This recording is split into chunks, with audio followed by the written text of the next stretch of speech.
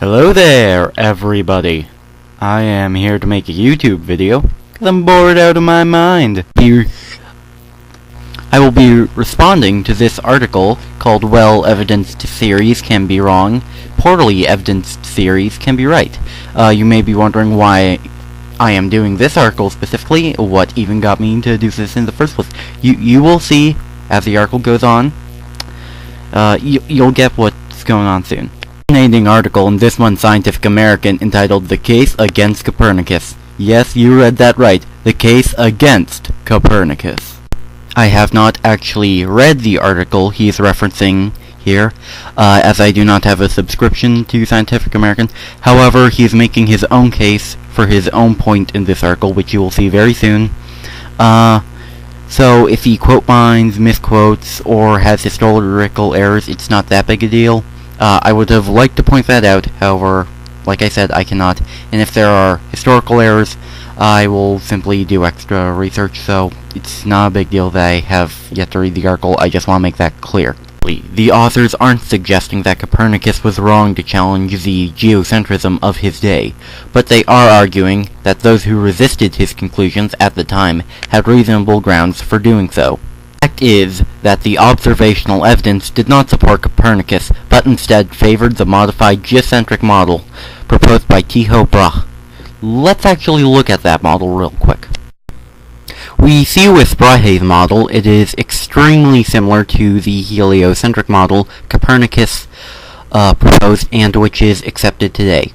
All the planets from the Sun outward are in the correct order. All planets, except the Earth, orbit the Sun, and the Earth has a single satellite, the Moon.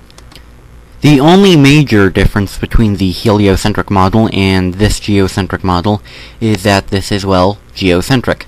The Sun orbits the Earth, which is, of course, backwards.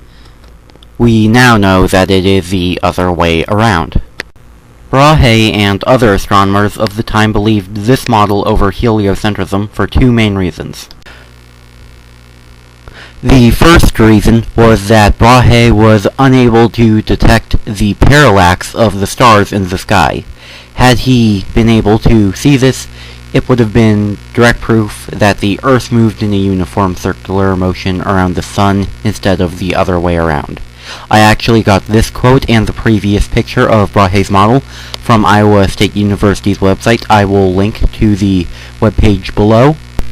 As stated earlier, Brahe's geocentrism and Copernicus's heliocentrism were extremely similar in almost every way, and the evidence supporting each model was basically the same, except for, of course, the issue of parallax. That was really the only big reason, valid reason, that a person would support geocentrism at the time over heliocentrism. So when the author of this article tries to make a comparison between Copernicus's heliocentrism, which he is saying is completely crushed by all observed evidence at the time, is similar to what he is supporting, it's just not very comparable. First off, it's a bit of a lie. Copernicus's model was not really crushed by all evidence. It was supported by much of it. It was just that one little sticking point. Just wanted to make that clear that this is a false analogy which he will be making. The other major objection at the time, though much less grounded in science than the lack of parallax was a religious objection, not just by fellow astronomers, but also by the Catholic Church. This goes in part to explaining why so few astronomers also believed in the heliocentric model, because if they did, they would be punished. So it was not just a logical sense of reasoning that led many people to reject heliocentrism, it was very much so another type of dogma, and believe me, this will be very relevant very shortly. As I read the article, I was reminded of the can of worms that Todd Wood opened up back in 2009, when he wrote that the theory of evolution was well supported and not about to collapse.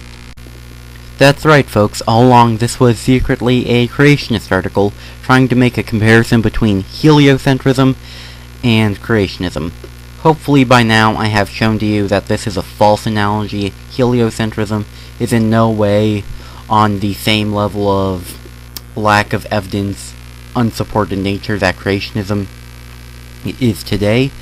The evidence for evolution and against creationism is massive. We have the fossil record going from less complex to more complex as time goes on.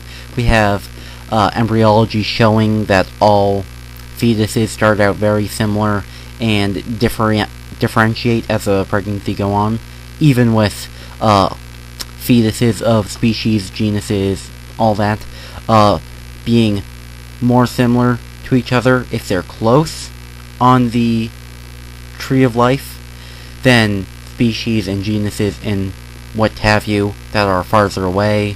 We have DNA evidence. This is all just off the top of my head, and I really hope that I have shown you this is a big false analogy, if not shown that it is historically inaccurate, and shown you some history and helped you better understand the history of science.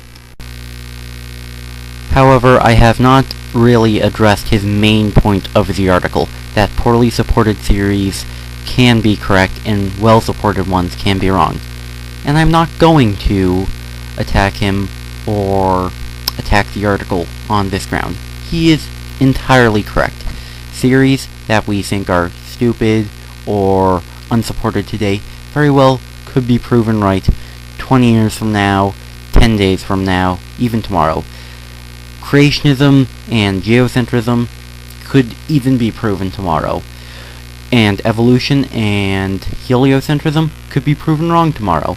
I fully accept that. In science, all knowledge is tentative, and all our knowledge of the universe is bound to become better, and we are bound to overturn old ideas that we thought were well supported as our testing equipment becomes better, as we think of new possibilities, and as we test these ideas in new ways. However, when Garner and Todd Wood, whose article he quotes at the end of his own, are arguing here that because an idea that is poorly supported could be right, we should go out of our way and invest time and resources and effort into trying to prove that it is real, is entirely backwards. I must also add that it is a very unscientific approach to have an idea and solely want to prove it. When you test an idea, that is what you should be doing. Testing it. You should not be throwing tests at it that may only prove it. If some results of the test you apply could not falsify your idea, could not prove it wrong, it's not a test. It's a formality to dogma. Could you imagine if tomorrow new evidence appeared that completely decimated evolution and supported creationism, but every major biologist, scientist in the world said, you know what, we're going to stick our minds to it, we're going to try and prove evolution true and disprove creationism. We're going to work hard, we're going to spend all our time and resources on this. Could you imagine how crazy creationists, especially these two guys, would go about them reacting this way, this poorly, to evidence being provided? That is essentially what Todd Wood and James Garner are arguing here in this article. Also, Todd Wood, in his ending quote here, seems to be heavily implying that if creationists get creative enough and work hard enough, they could prove creationism, which just cannot happen if it is not supported by evidence, if that's not how it actually happened.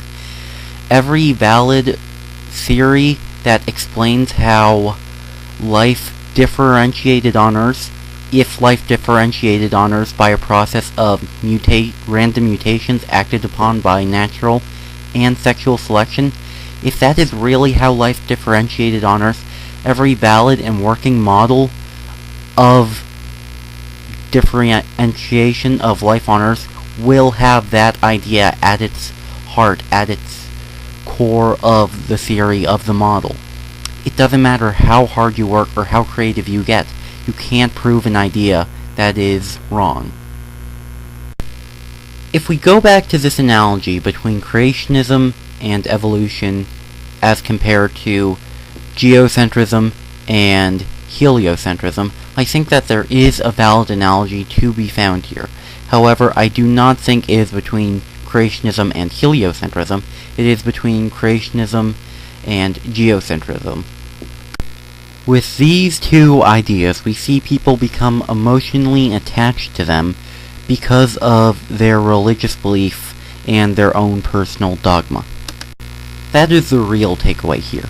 Not that we should emotionally attach ourselves to ideas in a hope that we can somehow prove them correct even if they are not. It is that we should emotionally remove ourselves from our ideas so that we may better understand reality.